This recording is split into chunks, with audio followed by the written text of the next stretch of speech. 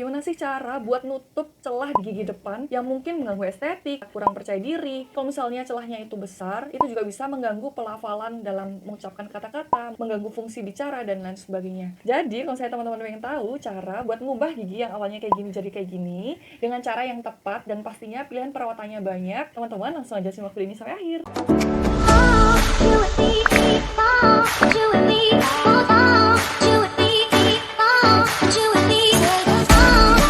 Assalamualaikum teman-teman semuanya, selamat datang lagi di channel Rani Givanda. Sebelum kita mulai videonya, pastiin buat teman-teman bantu aku buat like, komen, dan subscribe videonya di sini. Sebelumnya aku kan pernah juga bikin video tentang menutup celah gigi tapi dengan cara yang kurang tepat, yaitu video yang ini, DIY cara menutup gigi walaupun biayanya murah tapi resikonya sangat besar dan justru berbahaya. Apa aja sih cara atau perawatan yang bisa teman-teman jadiin solusi buat menutup celah gigi? Tentunya dengan cara yang aman dan hasil yang memuaskan.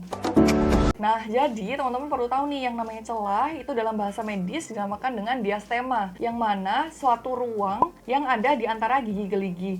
Nah, diastema ini terbagi menjadi beberapa. Yang pertama ada diastema multiple atau beberapa ruang yang terbentuk di antara gigi geligi. Jadi ada banyak kayak gini. Selanjutnya ada diastema sentral atau celah di antara dua gigi depan yang di sini. Nah, kali ini kita bakal lebih spesifik membahas diastema sentral. Nah, di sini diastema sentral atau celah yang ada di gigi depan itu biasanya disebabkan oleh beberapa faktor. Yang pertama, karena perlekatan dari pita bibir. Nah, di sini pita bibirnya itu biasanya membentang dari bibir sampai dengan langit-langit. Jadi dia membatasi antara kedua gigi. Dan sebelum dilakukan perawatan penutupan celah gigi, frenulum yang tinggi ini dilakukan pembedahan terlebih dahulu dengan tindakan frenektomi. Jadi nanti dipotong frenulumnya agar nantinya ketika ditutup celahnya itu tidak kembali. Kedua, karena ukuran gigi incisivus lateral atau gigi seri yang kedua itu kecil. Jadi karena ukuran giginya kecil dan rahangnya tetap, itu akan membuat celah di antara gigi. Yang ketiga adalah hipodonsia atau kehilangan satu atau lebih gigi. Nah, di sini biasanya gigi yang hilang adalah gigi incisivus lateral atau gigi seri yang nomor 2, yang ini teman-teman. 4. Gigi supernumerari atau gigi tambahan yang ada di tengah antara kedua gigi depan. Gigi supernumerari atau mesiodens ini dia bisa tumbuh maupun nggak tumbuh. Nah, ini bisa diketahui dari ronsen. Yang kelima, penutupan median line yang nggak sempurna, jadi masih terbentuk celah di sana. Yang selanjutnya adalah diastema yang terbentuk pada saat pertumbuhan normal. Nah, di sini biasanya diakibatkan misalnya kita punya rahang yang besar tapi gigi geligi yang kecil. Nah, di sini mungkin dari orang tua kita, mungkin ayah punya rahang yang besar dan gigi yang besar juga. Jadi ayah nggak ada celah di sana. Nah, tapi ibu dia punya rahang yang kecil dan gigi yang kecil dan juga nggak terbentuk celah. Nah, ketika diturunkan ke kita, bisa jadi rahang dan gigi kita itu menjadi kombinasi. Alias, misalnya rahang kita besar, tapi gigi geligi kita kecil. Rahang kita ngikut ke ayah, tapi gigi geliginya ngikut ke ibu. Jadi alhasil, terbentuklah diastema atau celah pada saat pertumbuhan normal. Dan teman-teman pastiin ya, di antara semua penyebab yang udah aku sebutin tadi, pastiin yang mana sih yang jadi penyebab gigi bercelah, teman-teman. Coba teman-teman tulis di bawah ya, penyebabnya itu apa. Pertama adalah perawatan ortodonsi cekat. Nah, yang kayak gini. Nah, biasanya perawatan ini tuh digunain kalau misalnya ada banyak malposisi atau gigi yang tumbuh secara tidak beraturan. Misalnya, celah yang ada di gigi teman-teman itu ada banyak jumlahnya. Jadi nggak cuma di antara kedua gigi aja, tapi merata di semua gigi. Atau kalau misalnya teman-teman punya nih, yang atas misalnya bercelah, yang bawah misalnya berjejal. Nah, teman-teman bisa melakukan perawatan ortodonsi cekat ini. Jadi sekaligus teman-teman bisa merapikan gigi yang lain. Misalnya ada gigi yang maju bisa dimundurin dan lain sebagainya.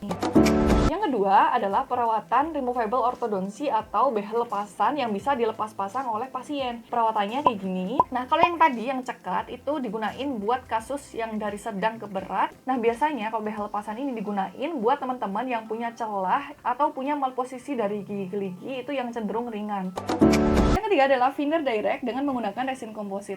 Jadi, veneer ini adalah suatu bahan yang dilapiskan di permukaan gigi, yang mana veneer terbagi menjadi dua, direct dan indirect. Dan veneer direct ini diaplikasikan secara langsung di atas gigi tanpa membutuhkan pengurangan dari gigi tersebut. Dan bahan yang diaplikasikan adalah resin komposit atau yang sering disebut dengan tambalan sinar. Metode ini juga sering banget digunain karena praktis, harganya terjangkau, bisa dilakuin dalam 1 kali kunjungan, Tapi banyak juga nih kekurangan dari si Direct Composite ini. Salah satunya dia mudah berubah warna karena resin komposit itu punya kemampuan buat menyerap warna. Jadi buat teman-teman yang punya kebiasaan merokok, konsumsi teh, kopi, atau minuman dan makanan yang berwarna lainnya, nggak direkomendasiin buat pakai Direct Veneer resin komposit ini. Yang kedua bisa terjadi patah di bagian tepi. Jadi walaupun murah, tapi si veneer Direct ini dia perlu beberapa kali penggantian karena ketahanannya itu kurang baik. Jadi hanya bisa bertahan beberapa tahun aja. Memang lebih ekonomis, cuman kalau misalnya beberapa kali diganti kan juga sama aja gitu.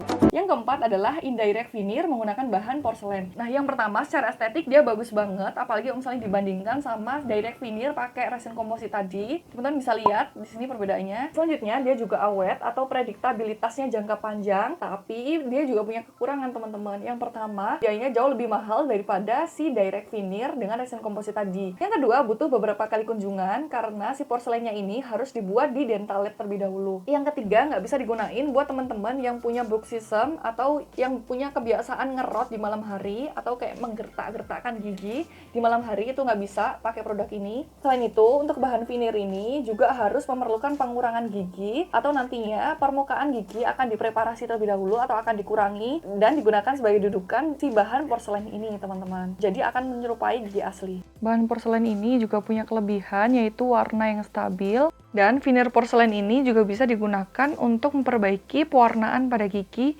yang tidak terlalu parah. Misalnya, gigi teman-teman yang mau dipasangin veneer ini lebih gelap dari gigi yang lainnya, cocok banget pakai bahan ini.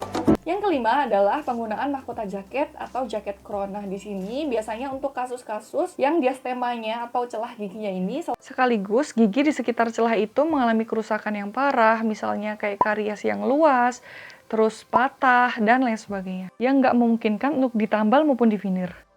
Mungkin itu aja video kali ini, semoga bermanfaat, semoga semua informasi yang tadi aku sampaikan bisa menjawab keresahan teman-teman semuanya. Nah, kalau misalnya teman-teman punya keresahan-keresahan seputar gigi dan mulut lainnya, teman-teman bisa banget tulis komentar di bawah ini. Walaupun aku nggak sempet jawabin pertanyaan kalian satu-satu, tapi insya Allah aku bakal bacain pertanyaan-pertanyaan kalian. Dan next time, insya Allah bisa bikin video tentang keresahan-keresahan kalian yang udah kalian tulis di kolom komentar. Makasih banyak. Assalamualaikum. Jangan lupa like, komen, dan subscribe di sini.